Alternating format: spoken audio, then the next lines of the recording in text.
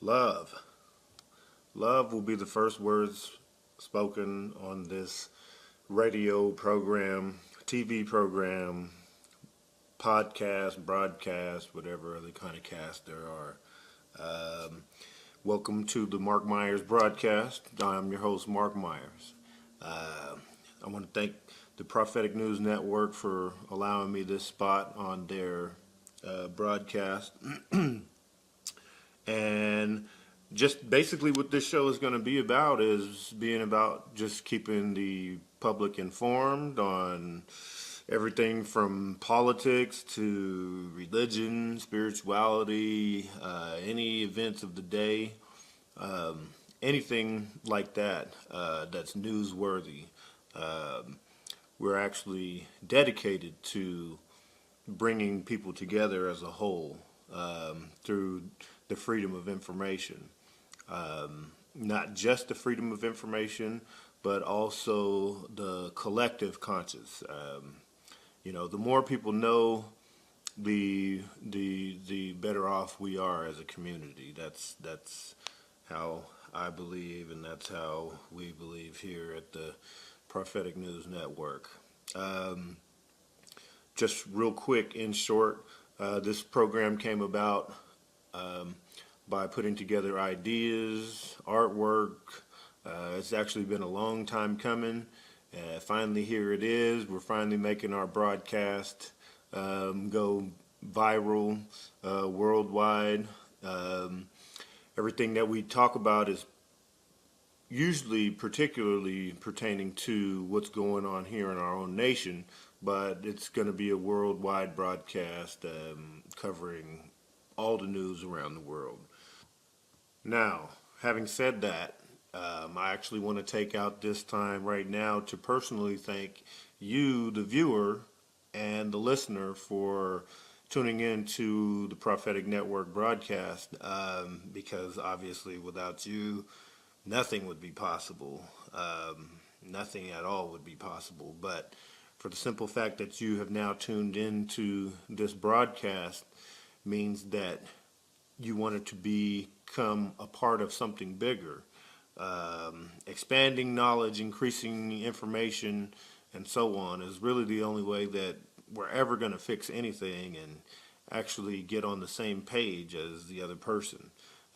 Right now, there's just way too much division in the world, which is the reason why we're suffering all the consequences that we are today, whether it be from war or disease or cancer.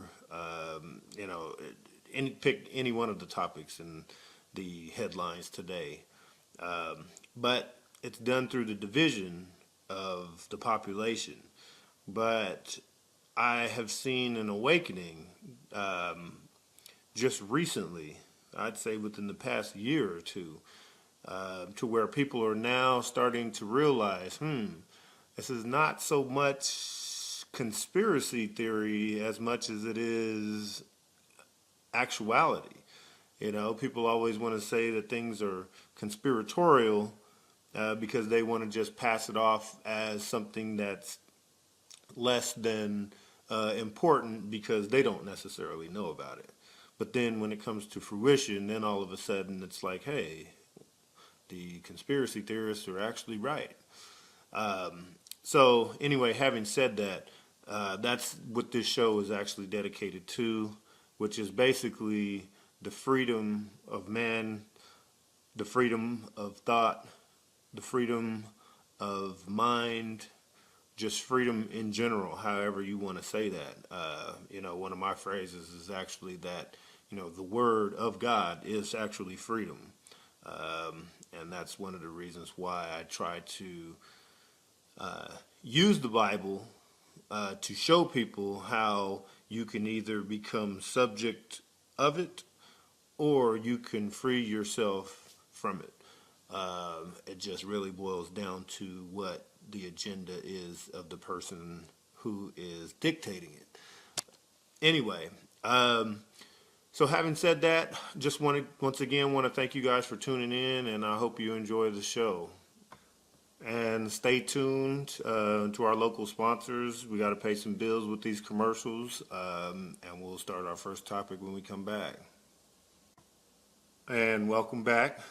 To start off our first topic of the whole program is actually going to be piggybacking off of what we just left off of talking about, which is freedom.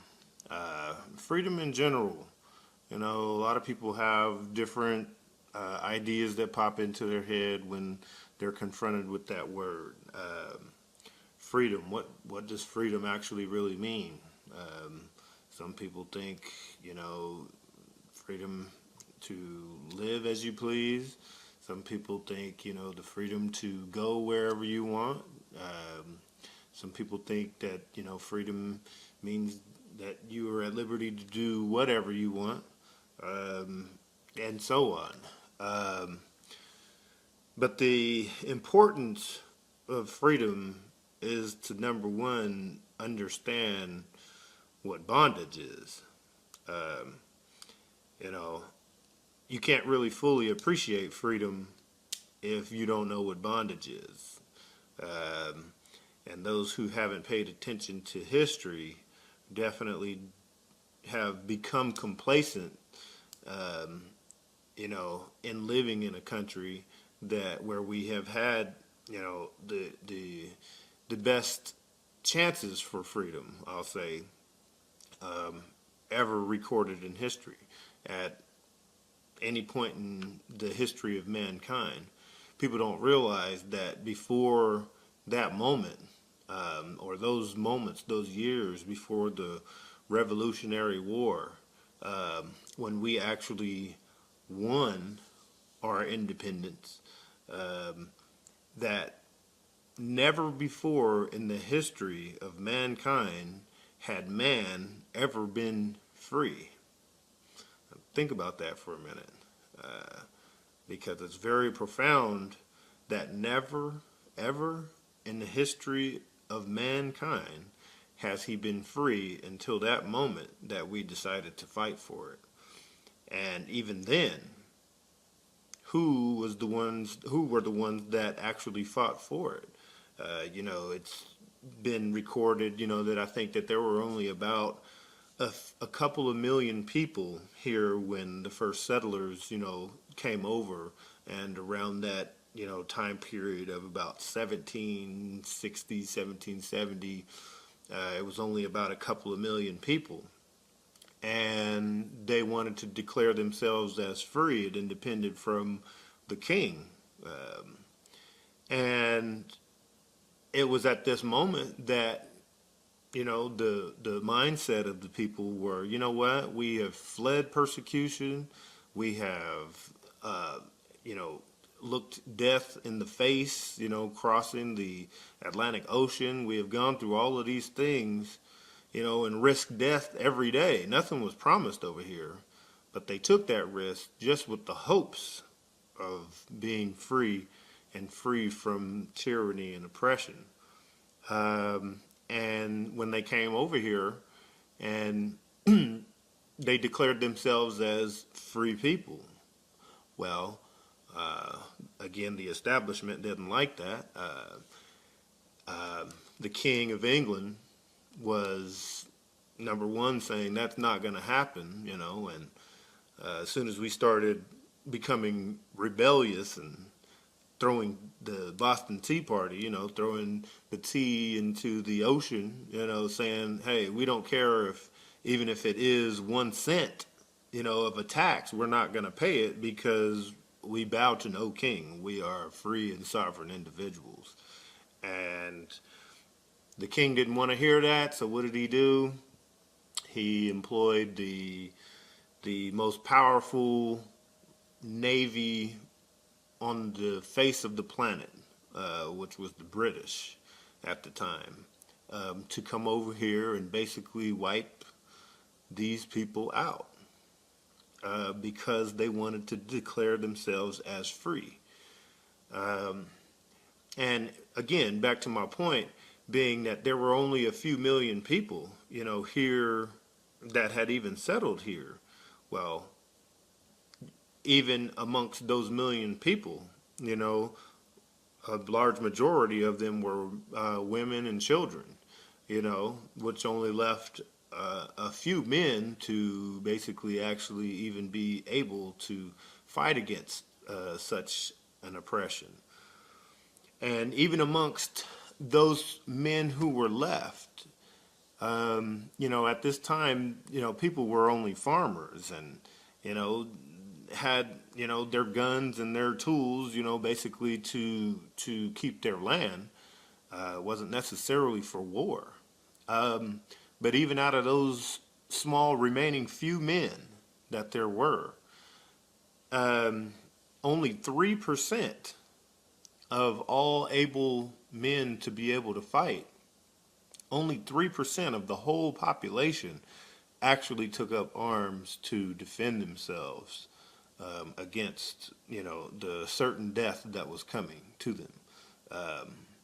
You know, it just really reminds me of the David and Goliath story, you know, to where it's like at a certain point in time, you are completely, seemingly outnumbered, outmatched, overwhelmed, you know, but when you have the spirit of what would be considered righteousness, you know, or the spirit of freedom for all, there basically is no greater spirit to aid you and to aid all of those who basically act in the defense of the innocent. And, you know, the British came and they came up against that 3% of the men who fought back. And I mean, they annihilated the entire British company that came to attack us. It was a wonder that the world had never ever seen. And so my point in giving and talking about this whole history lesson is just to kind of go over the overview of, you know, how much freedom actually really means, what we have actually gone through to procure it and to secure it. You know, you have to know from where you came in order for it to have any sort of relevance to you today. Because today, you know, we just kind of live day to day because we are still living in our decadence, you know, from what was done for us a long time ago. And we have lived as free as possible, but there's a few things that have happened in history that most people are not aware of. And that is, you know, we fought for our freedom. You know, we established our independence.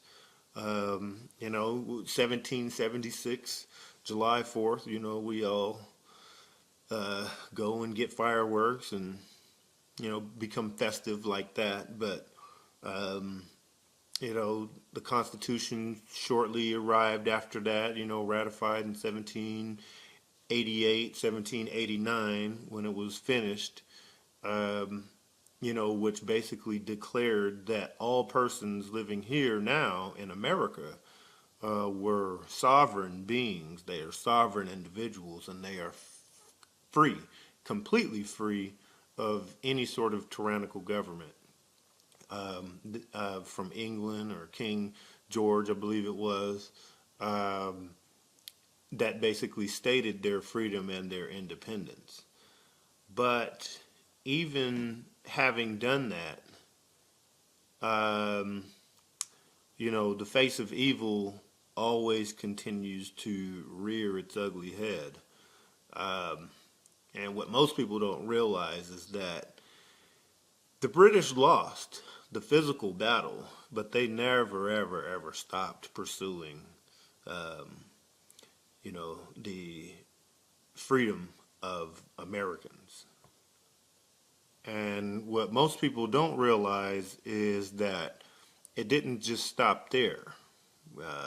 You know, the British did not just stop there. They lost the physical war, but that's when the financial war, the economic war began on America, when they basically tried to install central banks to basically control our money, because if you can control the money, you can therefore control the people. Very simple concept to grasp. But we, at that point in time, had always had our own abilities to create our own money, and we didn't need a central bank, because it was entrusted to us, even in the Constitution, stating that the U.S. Treasury was to be the only institution to basically print the money for our circulation, for our currency. But a few central banks had actually been established here to try to set up shop and have a controlling mechanism. But people were very considerate about their freedom and considerate about the freedom of their children and their grandchildren, and the central banks were basically all but eradicated and kicked out. But evil is relentless, and so what most people don't realize is that a central bank was then established in 1913, being with the establishment of the Federal Reserve Act, which brings us to our next point, and that is that what people don't tend to pay too much attention to is the fact that, did you know that we didn't always have to pay taxes? We didn't always have to pay federal income taxes. We didn't always have to, worry about the government coming after us in one way or another. And people were able to just live free, like free and independent. A lot of times we see these westerns, where the guys will come into town and they'll get into a fight at the bar or something like that, and two guys get into it and they say, hey, let's go take it outside and draw down on each other. That was legal at that point in time. And the interesting part is why that was actually legal for that to actually happen. Because basically people were responsible for themselves. When you are a sovereign individual, you are the king of your land. You are the sovereign mechanism of yourself. You govern yourself. The only rule that there really was that you can't violate the civil rights, or you can't violate someone else's civil rights. So therefore, you can't murder somebody. But if you killed someone in self-defense, which was the case in these situations where they would go outside and draw down on each other, they would shoot it out right there in front of the sheriff's office, and the loser was the one who lost, and nothing would come of the winner. They wouldn't put him in jail, they wouldn't take him to court and all of this type of stuff, which causes one to ask the question, like, how is that, or why is that? And little do people know is that before 1868, all Americans were considered sovereign. But after about 1868, they were pushing legislation through so that Americans would no longer be called sovereign, but they would actually be called and referred to as U.S. citizens, which is what most people call themselves today. To be a U.S. citizen back in 1868, 1871, there was a corporation that basically came into America that established itself here as the U.S. corporation. And it was a business. It was an incorporation who basically had their money coming through the channels of the British Crown, basically, and other outside influences as well, but mainly through the British royalty. They established this U.S. corporation, and it was like any other business. It was, hey, this is a large corporation, and anybody that wants to come and work for our corporation, you can make really, really good money doing this. And so obviously at the time, people came right to it. That's exactly what people needed, was jobs. But when you signed up under this corporation, all of a sudden you started having to fill out different forms that identified you as a citizen working for the U.S. corporation. And the corporation paid very, very well. So obviously everybody wanted to become a part of it.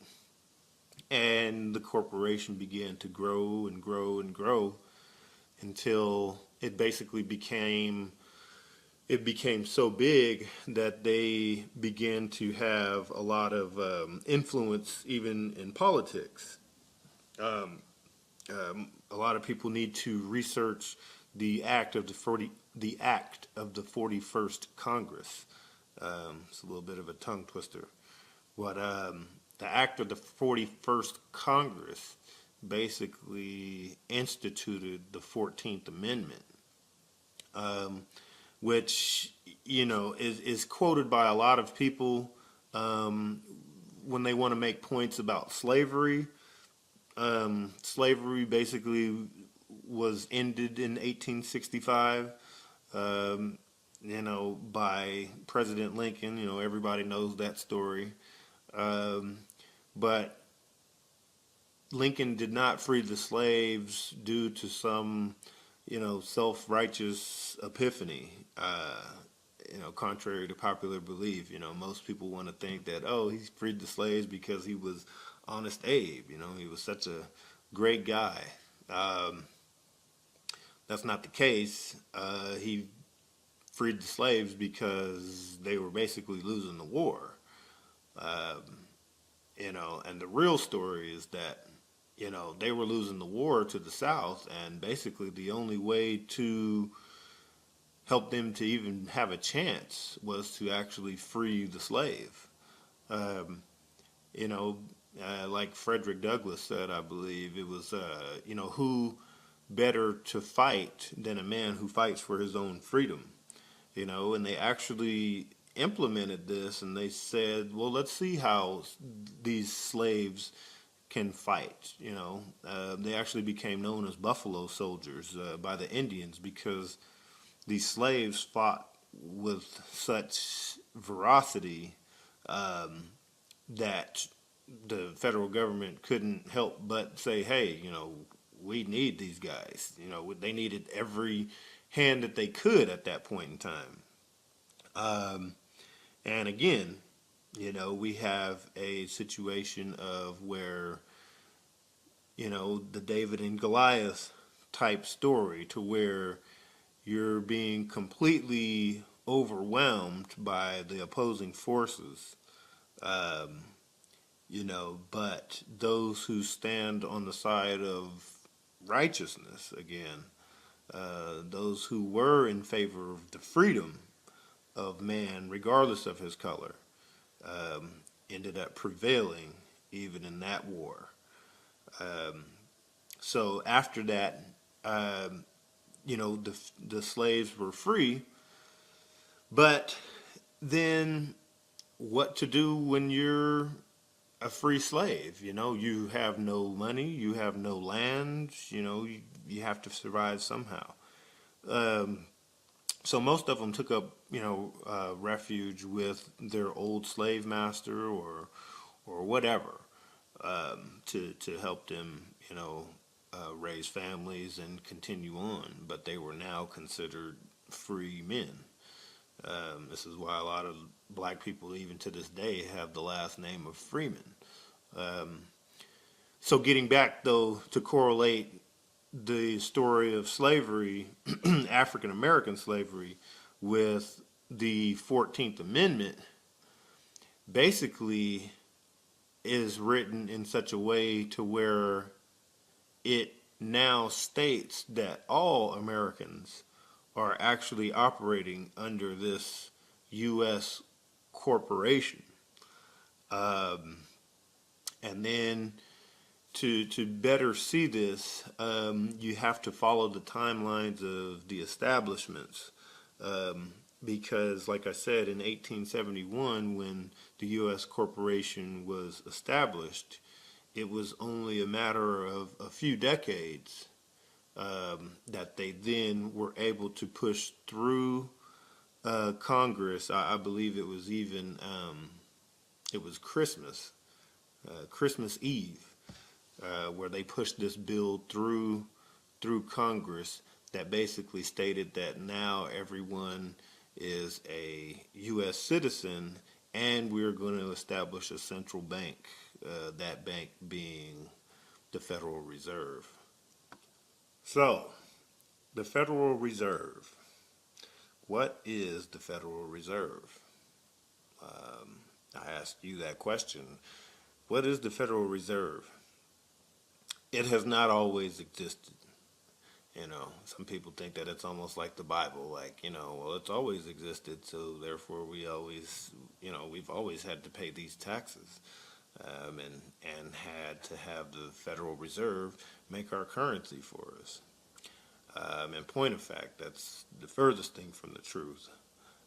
Basically, we had a few people, corrupt people, push through legislation, like I was stating earlier, usher this bill through, which then implemented the Federal Reserve structure. And this is 1913. Now, do your history, because do we remember anything else that transpired after about 1913, 1917?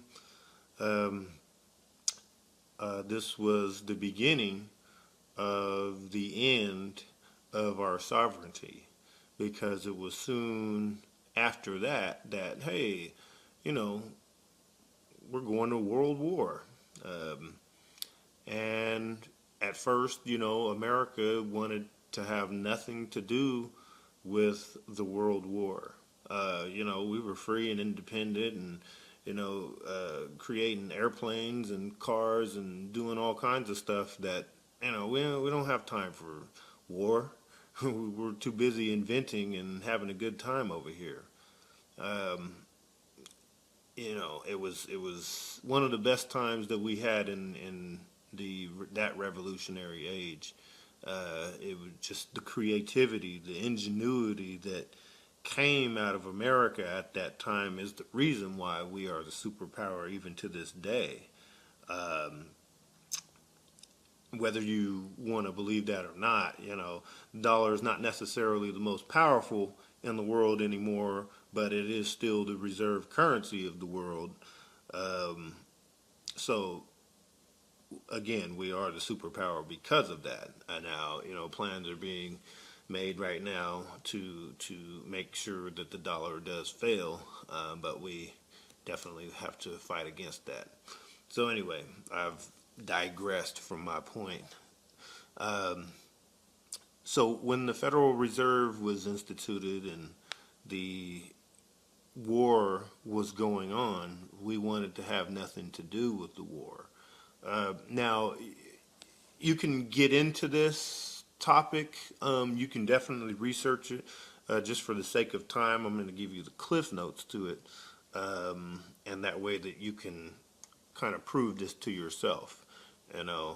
Most people aren't too familiar with history, so I would say, hey, don't take my word for it. Definitely look it up for yourself and find out what has happened. But basically, we wanted to have nothing to do with the war, and some corrupt individuals from our own factions within our own government were saying, hey, it's actually beneficial to us if we were to join the war, because as most people know, there's nothing more profitable in the world than to go to war. Because it demands resources and demands, jobs and demands for these things to be done. But the American people wanted to have nothing to do with that. But we were suckered into it by, I believe the guy's name was House. Last name was House. And again, you can read on that on your own.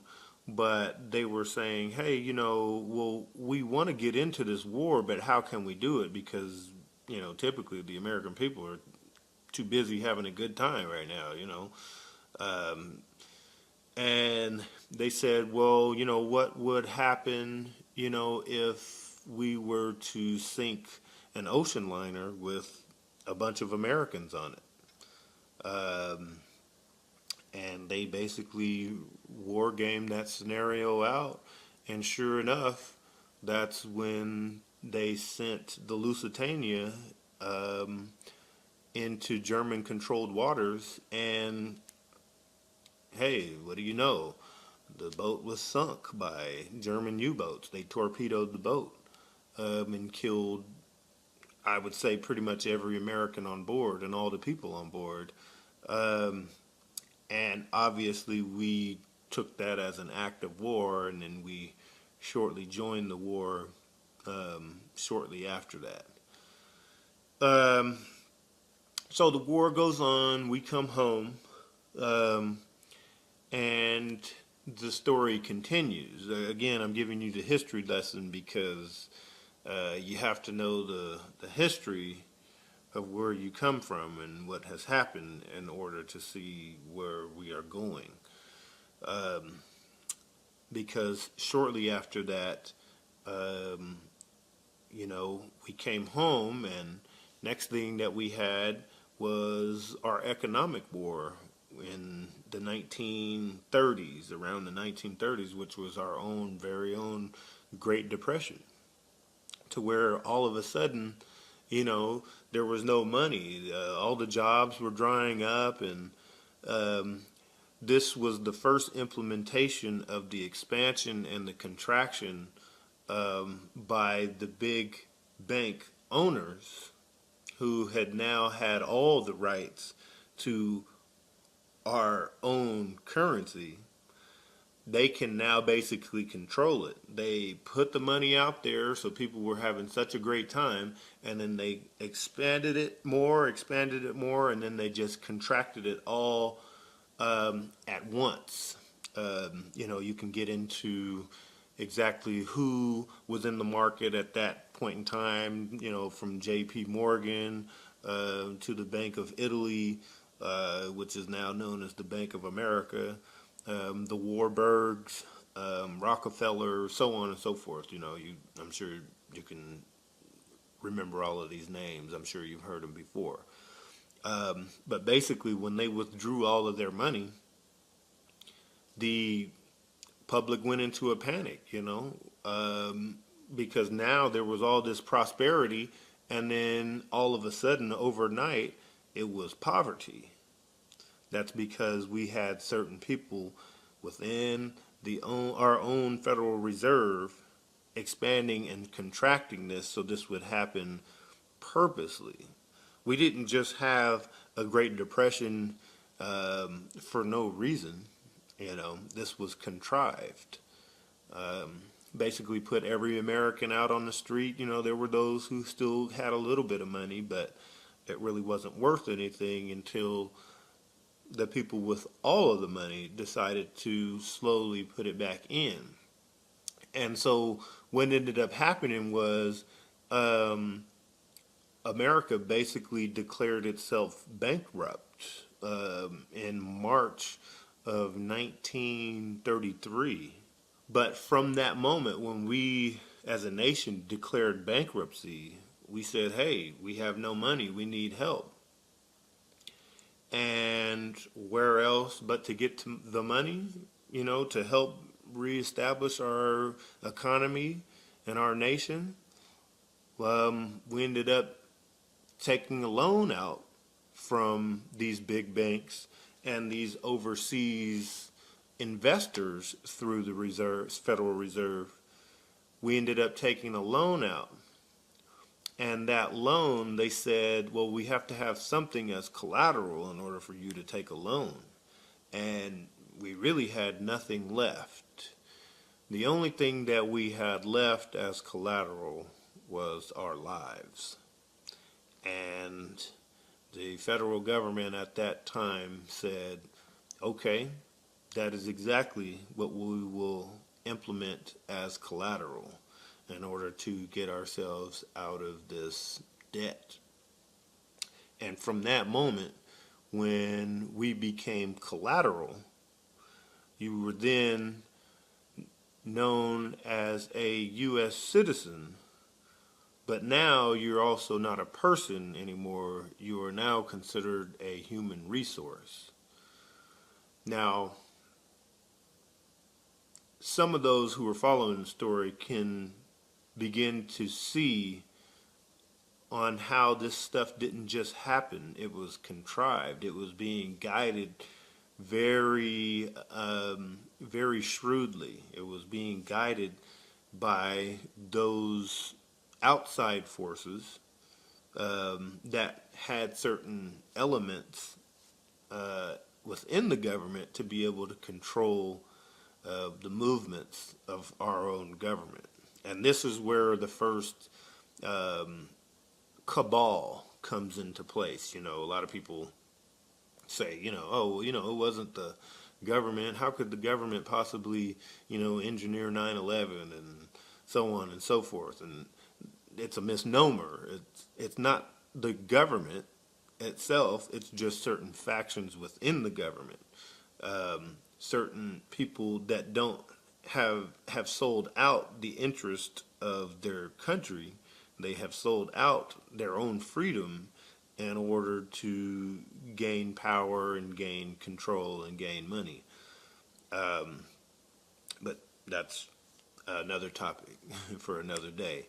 But this was the implementation of the first cabal that was basically running our own federal government. At that time, when we are now being considered as human resources, is the exact same time that Social Security could then be implemented. And Social Security, although it is done under the guise of it being something that can benefit you later, little do people know you are then tagged and tracked like an animal because this gives you a number. Those who are believers in the Bible,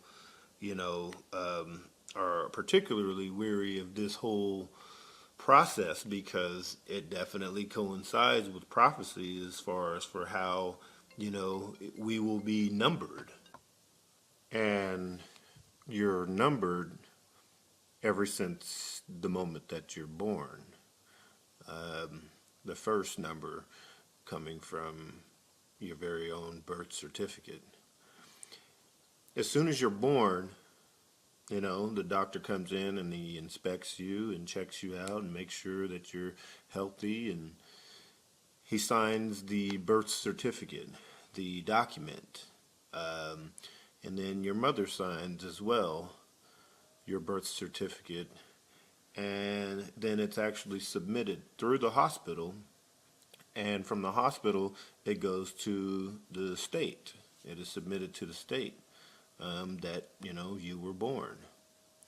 Now, your birth certificate is something that you don't necessarily carry with you every day. It's something that your mom may whip out one day just to kind of reminisce on your birth and how special it was.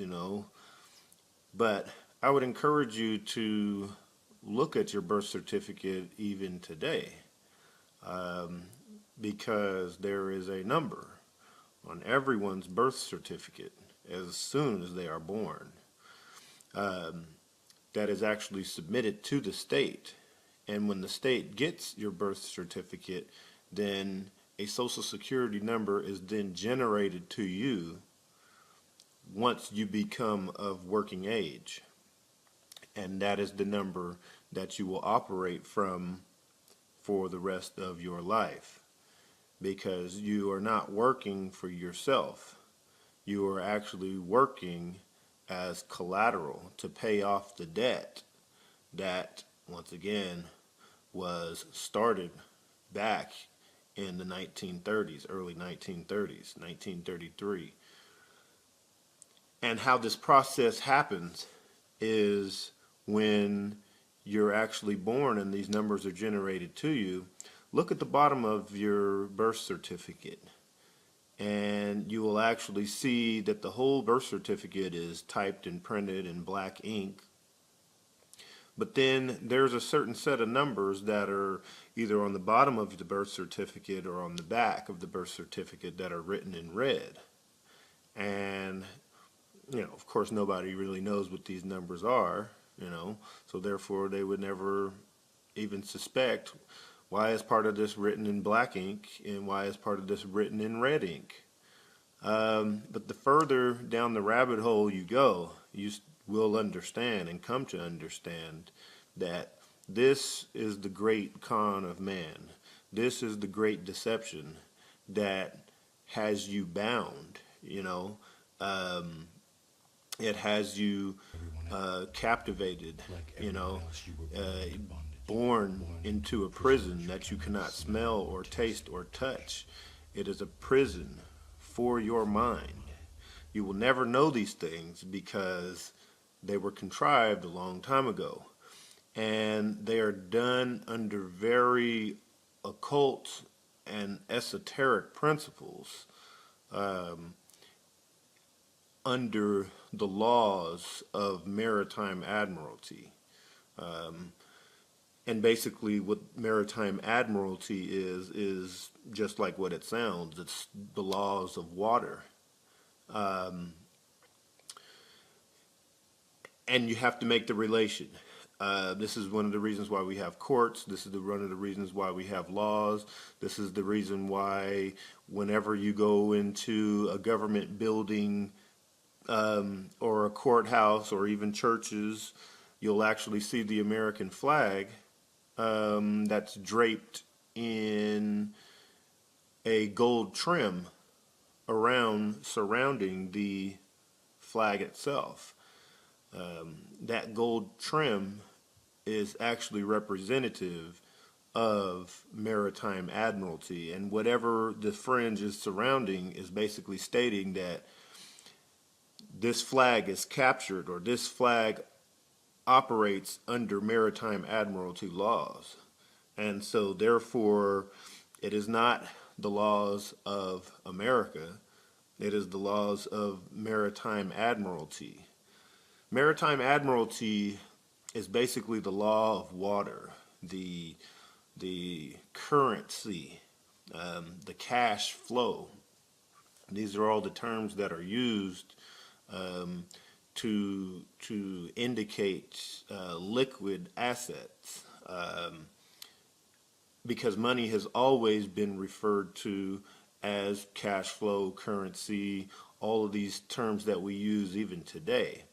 Now, I just gave you a brief overview of that because I'm going to have to come back to show you exactly how it is that relates to you when you're born. Because when you're born, you still are born under maritime admiralty principles. From the moment that you are born, these principles come into effect. These principles come into law because maritime admiralty is basically stating that they own everything that has to do with water.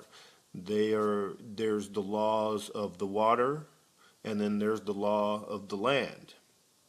And the laws of water are basic principles, that start like, when ships bring goods or imports, across the seas, they bring it in and the ship pulls into its port. And when a ship pulls into a port, what is it called? What is it called where a ship is being held, waiting to basically be unloaded? The ship actually sits in its berth. And this is the spot that it resides until the product is delivered from the ship. Also, this is the reason why all ships are considered female. That's why, every ship that has a female name, because it is a vessel that transports the goods. It is a vessel that transports life. So they correlate the two. And when the ship is sitting in its berth and it's being unloaded, its product that's being delivered out of the vessel is then tagged and shipped by the dock tour. The dock has to sign off on the manifest of the products that are now being delivered, because yesterday these products weren't here, but today these products have manifested from the vessel, and now they are a living product here, in which we're going to send to more than likely a warehouse. And that's actually what your own very own birth certificate is constructed off of. Your birth certificate is nothing more than a warehouse document. It is a warehouse receipt. The two are very, very similar in nature. They both describe the product in which is being delivered. They both have a receipt number, and they are both signed in and by an informant. And the word certificate actually, by definition, means a paper receipt of ownership. So when you have your birth certificate, why do you have to have a birth certificate? It's because it's an open display of ownership that is then calculated and used by the state, so that your mother, when she had you, she's informing the state that she has delivered this product, and when this product becomes of working age, this product will then work for the rest of its life for the U.S. corporation to help pay off the debt that it accrued and ensued back in 1933, when our country actually declared itself bankrupt. And as you can see, this is again the dark con of man, to make individuals actually believe that they're free when they are not. And none are more hopelessly enslaved than those who falsely believe that they're free. This whole situation actually continues to play out as we become adults, and you start getting into signing documents of your own, whether it be to get a credit card or whether it be to try to buy a car or so on and so forth.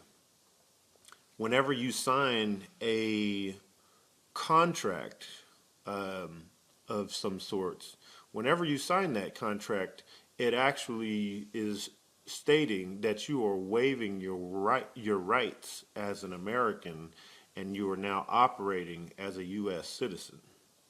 And the two are completely different. Even though today we use the term, U.S. citizen quite often.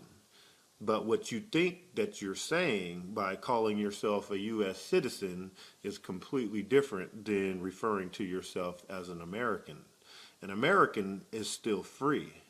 An American has rights that cannot be trampled. But as soon as you operate as a U.S. citizen, well, then you are subject to basically any laws that they want to try to impose on you. This is the reason why, cops often, harass people, and they can get the better of the people because U.S. citizens don't know that they actually have rights because U.S. citizens don't have rights. Americans have rights. And the moment that you start operating as an American, all of a sudden the laws change.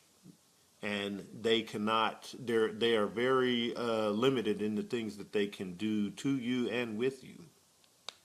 But just to kind of get back on track here, with the principles that are going on with maritime admiralty, we see this whole process continue to play out. Because, again, like I said, most people don't realize that when they go through their life, they're working as a U.S. citizen. And it's basically to go to pay back the collateral or pay back the loan that is owed. But it will never and can never be paid back. It's ultimate slavery. It is ultimate servitude until one decides to break out of that paradigm and operate as a sovereign individual, which also plays out even when we go to court. When we go to court, we actually see these things in everyday life. We see, the judge, and he's sitting there on the bench, and, there's always 3 tiers that lead up to the judge, and he's dressed in a black robe. Whenever you go to a Masonic temple, you will actually see the same construct. You will see a gate, and then you will see the 3 tiers that lead up to the head, and whoever is in that top position is wearing a black robe. Another place that we see this is actually in our own church. And, especially the older churches. But still, we'll see the same design even within churches. You'll see 3 steps, and then you'll see the pulpit. And what's behind the pulpit but the preacher, and the preacher wears a long black robe. All of these things are esoteric principalities that have gone on throughout the centuries, and are very occult in nature. The black robe is representative of El. And if you'll notice that whenever you go into courthouses, or especially most courthouses, it's all done in like a wood finish. There's a wooded gate. The 3 tiers are made of the wood, and there's the jury box that's always usually made of wood. The same thing with our churches, mainly our older churches that had, the wooding around it. There was wood on the walls behind it. And the reason for that is that whenever you came into a place that was operating under this maritime admiralty law, including our churches, it is basically symbolizing the act of boarding a ship. because then when you board a ship, you are then off of the land and you are now subject to the laws of the water, the laws of the high sea, in which the captain of the boat, captain coming from the Latin capital, he is dictating the capital or the money that is going to be a part of this dispute. This is the reason why there's always a monetary value attached to every court case, that comes to the court, and so on. And the principle is that when you board the ship, in order for you to board the ship, you have to enter through that gate. And does anybody know what that gate is called? Those gates are referred to as the floodgate. And as soon as you put your hand on that gate, there is a piece of wood that's actually on top of the gate, and that is called the bar. And this is the same bar that lawyers must pass in order for them to even practice law. BAR is the British Authorized Registry that is actually here in our court systems. Now, why is it that we have something called the British Authorized Registry when it's here in America? And it's because it is a foreign power that actually operates these institutions that deal with U.S. citizens, not Americans. Americans are still free as long as you act like one. But the moment that you start acting like a U.S. citizen, then you are subject to the fullest extent of whatever punishment they want to give you. So in knowing all of these things, I just want to encourage people to really dig into what freedom actually really is and how free we really are, if at all. It might seem like we're free, we have TV, we have houses and cars and stuff like that, but we need to strive to be ultimately free, how our country was actually established and set up for it to be. We have been hijacked. We have been cloned, for lack of better terms.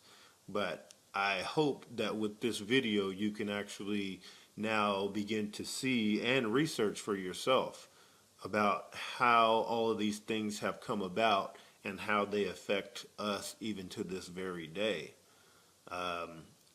And again, don't take my word for it. I want you to look these things up, because at first they sound outrageous.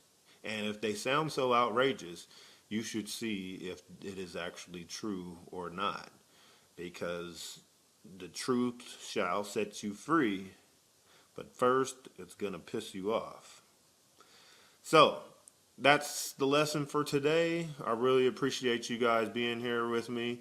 Until the next segment comes up, I'll see you next week. Thanks for tuning in. Love you. Bye.